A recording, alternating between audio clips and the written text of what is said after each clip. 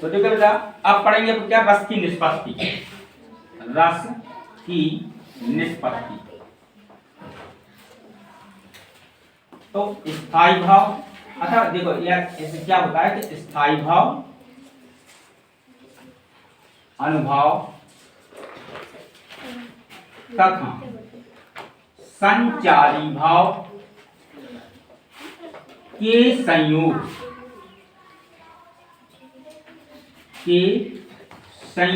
से रस की निष्पत्ति होती है। आचार्य भरत मुनि ने कहा है, आचार्य भरत मुनि ने कहा है कि विभानुभाव, व्यभिचारी भाव, संयोगात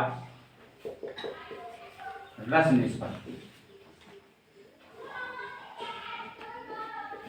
अर्थात इन स्थायी भाव, अनुभाव, संचारी भाव के संयोग से क्या बनता है, रस की निष्पत्ति अर्थात रस का निर्माण होता है। ठीक है ना जी वाली परिभाषा आप याद रखना, जी वाली परिभाषा। ठीक है, विभानी भाव, व्यभिचारी भाव या संचारी भाव भी बोल सकते हैं, संयोगात रस निष्पत्ति। ठीक है ना। अब पढ़ेंगे रस के प्रकार।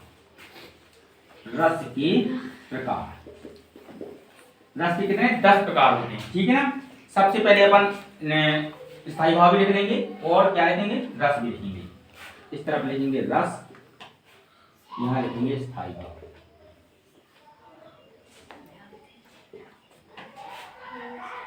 पहला रस आता है आपका श्रृंगार। ठीक है, श्रृंगार रस। इसका स्थायी भाव क्या होता है, रति, जिसको हम प्रेम कहते हैं। प्रेम 2 प्रकार का होता है। प्रेम 2 प्रकार का, कैसे, एक तो होता है मिलने पे प्रेम होता है, एक बिछड़ने पे होता है। ठीक है ना। तो यहाँ संयुक्त श्रृंगार की 2 भेद बताए जाते हैं। एक होता है आपका क्या, संयोग, और एक होता है वियोग। मतलब श्रृंगार रस की 2 भेद, संयोग श्रृंगार, वियोग श्रृंगार। संयोग श्रृंगार होता है मिलने पे और वियोग श्रृंगार होता है बिछड़ने पे। ठीक है ना। दूसरा आता है आपका संयुक्त श्रृंगार, और इसके बाद हो गया हास्य रस। हास्य रस का क्या मतलब होता है, हंसी। ठीक है ना। स्थायी भाव क्या होता है, हंसी। तीसरा होता है करुण। करुण का क्या मतलब होता है, शोक। शोक मतलब दुख। ठीक है ना।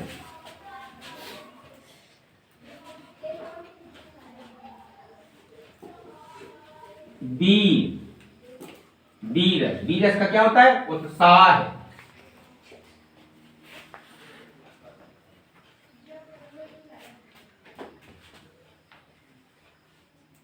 श्रृंगार हो गया, श्रृंगार की 2 भेद हो गए, हास रस हो गया, करुण रस हो गया, और करुण रस के बाद वीर रस हो गया। वीर रस के बाद क्या, भयानक। भयानक रस, भयानक का क्या मतलब होता है, भय। भय को क्या कहते हैं, डर।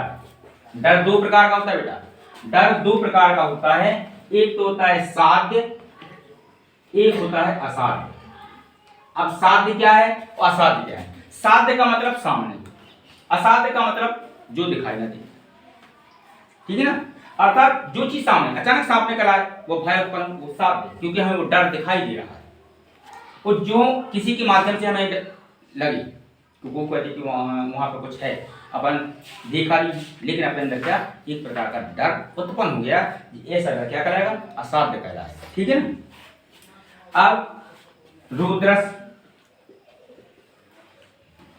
रोदरस, रोध का मतलब होता क्या है, क्रोध। क्रोध का मतलब क्या, गुस्सा ही बोल सकते हैं। गुस्सा क्या, जैसे स्वयंवर चल रहा था, स्वयंवर चला तो धनुष टूटा, तो परशुराम जी आए, परशुराम ने क्या प्रकट किया, क्रोध प्रकट किया, उसी का नाम क्या है, रोध। रोध प्रकट कब किया, जब लक्ष्मण उन्हें भड़काने लगे, कुछ मतलब इस प्रकार की बातें करें ताकि वो गुस्सा आ जाए, तो क्या कराते हैं आपका रोध रस। अब होता है बीभत्स। बीभत्स रस का मतलब होता है क्या, इसका जुगुप्सा।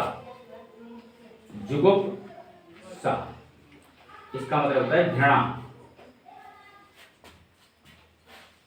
ठीक है ना, घृणा मतलब किसी चीज को मन में देख कर या पढ़ने के बाद में मन में गिलानी उत्पन्न होता है, वो क्या कहलाता है, बीभत्स रस कहलाता है। अब 8वां आपका आ जाता है क्या, अद्भुत। अद्भुत, अद्भुत का क्या मतलब होता है, विस्मय, विस्मय का मतलब आश्चर्य, जो एक चीजें हम आश्चर्यचकित रह जाए तो क्या कहलाता है आपका, विस्मय। अब दो रस लेते हैं हम, शांत रस, नौवां रस कौन सा, शांत,